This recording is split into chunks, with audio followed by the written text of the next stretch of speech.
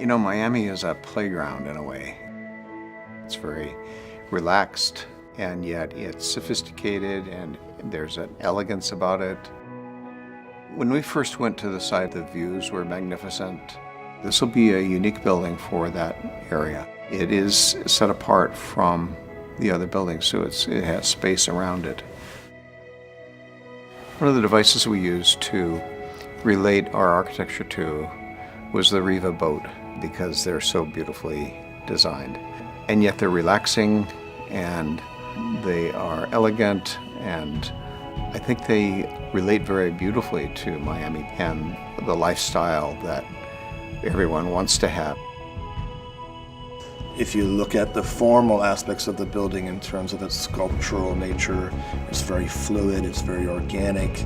That beautifully sculpted arrival court, all of that movement is consistent with the idea of its site, and then that found its way into the interiors. There are things that last forever.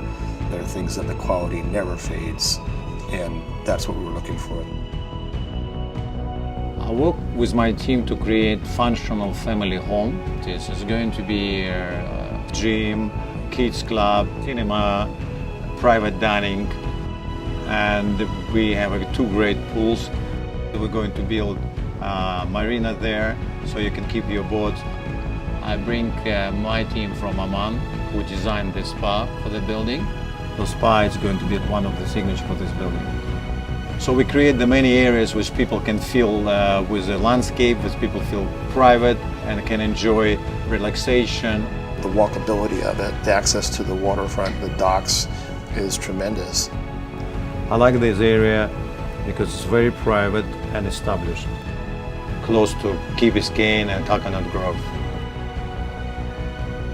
So the combination of their modern, great building with all the great amenities and service, and this I call luxury living.